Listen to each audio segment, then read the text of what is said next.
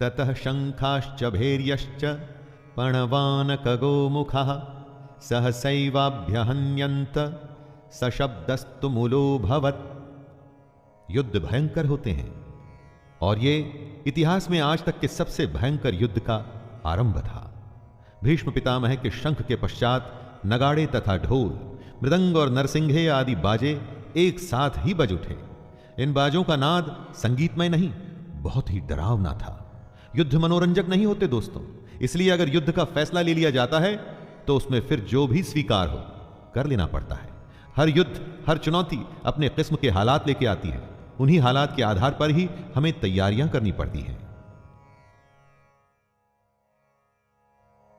ततः श्वेतैर्हयैर्युक्ते महति स्यन्दने स्थितौ माधवः पांडवश्चैव दिव्यौ शंखौ प्रदद्मतुः। अब बारी थी पांडु पुत्रों की, सेना के शंखनाद की। सफेद घोड़ों से युक्त उत्तम रथ में बैठे हुए श्री कृष्ण और अर्जुन ने भी अपने अपने अलौकिक शंख बजाए। युद्ध में जब तैयारी होती है ना, तो दोनों तरफ से होती है। हर पक्ष अपनी विजय की आशा में खुद को, अपनी सेना को भरोसा देता है।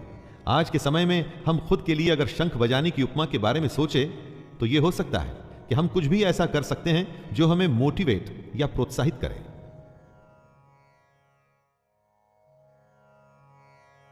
पांचजन्यम ऋषिकेशो देवदत्तम धनंजयः पौंड्रम दद्मौ महाशंख भीमकर्मा वृकोदरः। श्री कृष्ण के शंख का नाम है पांचजन्य। अर्जुन के देवदत्त और भयानक कर्म वाले भयानक भीमसेन ने अपना पौंड्र नामक महाशंख बजाया। अपने जीवन में इसी तरह से हम भी अपने युद्ध, अपनी चुनौती में आगे बढ़ने के लिए अपनी मोटिवेशन चुन सकते हैं। कुछ लोगों के लिए संगीत ऐसा काम करता है, कुछ के लिए भगवान को याद करना, या कुछ के लिए माता पिता का आशीर्वाद। अपने शंख आप स्वयं चुनिए और युद्ध के लिए तैयार हो जाइए।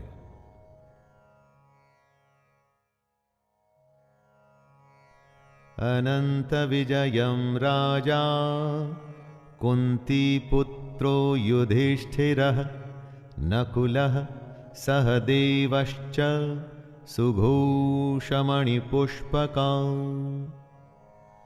पांडवों में सबसे बड़े भाई कुंती पुत्र राजा युधिष्ठिर ने अनंत विजय नाम का, और नकुल तथा सहदेव ने सुघोष और मणिपुष्पक नाम के शंख बजाए। दोस्तों, मोटिवेशन तो सबको चाहिए। आपने देखा सभी लोग अपने अपने तरीके से युद्ध जीतने के लिए अपना अपना प्रयास कर रहे थे।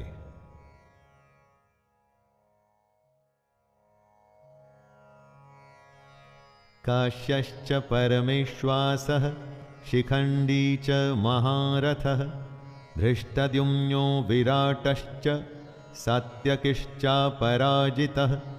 द्रुपदो द्रौपदेयाश्च सर्वशः पृथ्वीपते सौभद्रश्च महाबाहुः शंखान् दद्मुः पृथक पृथक। हर शंख की अलग ध्वनि, अपना एक अलग अस्तित्व। युद्ध का हर योद्धा अपनी उपस्थिति दर्ज कर रहा है।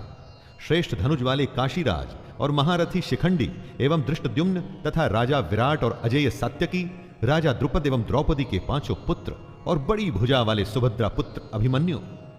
संजय धृतराष्ट्र को बताते हैं कि हे राजन, सब ने अपनी ओर से अलग अलग शंख बजाए। दोस्तों, महाभारत का युद्ध ऐसा था जिसमें हर बड़े से बड़े योद्धा भाग ले रहा था। ऐसे विरले मौके को कोई कैसे छोड़ सकता था। हमारे लिए ध्यान देने की बात यह है कि सच्चा योद्धा तो वही है जो युद्ध के लिए तत्पर रहे। युद्ध को आप जीवन माने, चुनौती माने, जो भी माने, लेकिन उसके लिए हमेशा तैयार रहे। इसलिए हर योद्धा शंख बजा बजा के सबको अपने होने का आभास करवा रहा है। सघोषो धार्तराष्ट्राणां हृदयानि व्यदारयत् नभश्च पृथ्वीं चैव तुमुलो व्यनुनादयन्। युद्ध से पहले जैसे आप शत्रु को अपनी शक्ति दिखा के डराने का प्रयास करते हैं, वैसे ही यहां भी हो रहा है। संजय कहते हैं कि इस भयानक शब्द ने आकाश और पृथ्वी को भी गूंजाते हुए धार्त राष्ट्रों के अर्थात आपके पक्ष वालों के हृदय विदीर्ण कर दिए। जब आप हुंकार भरते हैं, वॉर क्राई देते हैं, तो बड़े से बड़े शत्रु को भी डर लगता है। यह हुंकार ऐसी होनी चाहिए कि शत्रु सोचे कि वो किससे युद्ध करने जा रहा है। आप चाहे इंटरव्यू के लिए जाएं, किसी से मिलने जाएं, आपका हुनर, आपकी प्रतिभा ऐसी होनी चाहिए कि सामने वाला आपके कौशल से प्रभावित हो जाए।